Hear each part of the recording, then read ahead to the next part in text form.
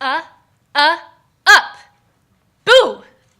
1, 2, 3, go. Whee!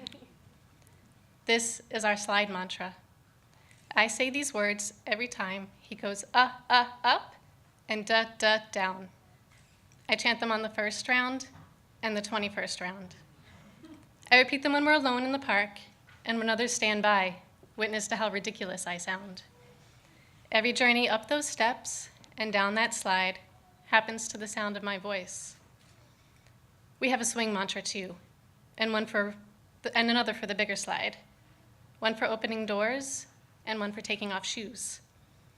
We have these mantras because that is what the speech delay books and websites and therapists said to do. We're to repeat words 5 times. Narrate, enunciate, give him a turn to speak, but give him the words he needs. Don't talk too much, but say what he might say if he could. Use the same words always. Routine is important. Repetition is key. I did the research. Sitting on my couch surrounded by books with a million websites open on my computer, it took me back to those early days of parenthood when I read every book and bookmarked every website with an ounce of information about the sleeping and eating patterns of newborns and infants. And just like in those early days, I'd come away so dizzy and overwhelmed that I could barely form a word myself. I'd close the book and take tentative steps, scared to make the wrong move or say the wrong thing. For 3 months, I read and researched and gathered. I repeated. I created routines, and I followed them religiously. I sat us in daily focused work time, like school for my not-quite 2-year-old. We'd blow bubbles or play with his train, things he enjoyed, because the books advised that speech happens through play. But we both knew the truth. This was work, barely disguised as fun. And it was exhausting. By the end of an hour, my muscles would ache as if I'd been physically pulling on the words rooted so deep inside him. He'd be a ball of tired energy, wanting nothing more than a view of the world that didn't include my face. So we'd go to the park, and I'd intend to just let him play, just let him be, and give us both time to rest. But then he'd run to the slide, and the book said, routine is important, repetition is key. So I'd stand by, up! My life became solely about coaxing words.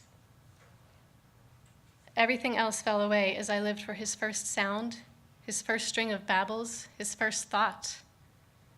That's motherhood. The way we worry is all-consuming.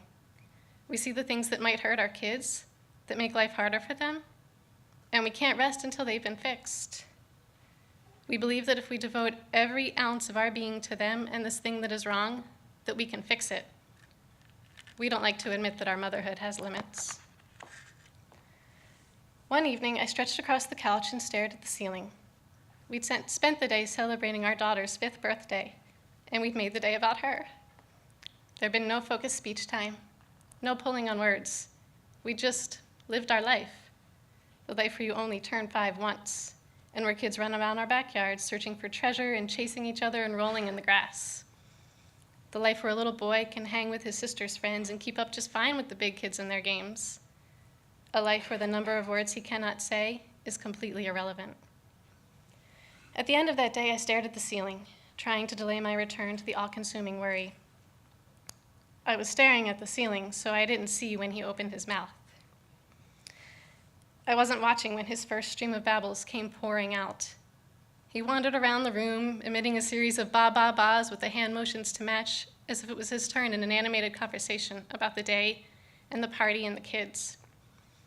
I wasn't pulling, but he was giving willingly and freely the sounds and tones and answers to months of prayers. And I know this does not mean things are fixed. These babbles alone won't smooth his path. I know. I've done the research. But it occurred to me that night that maybe, just maybe, we might try living more and pulling less. Maybe if we just live our life, this life is where we'll find his voice.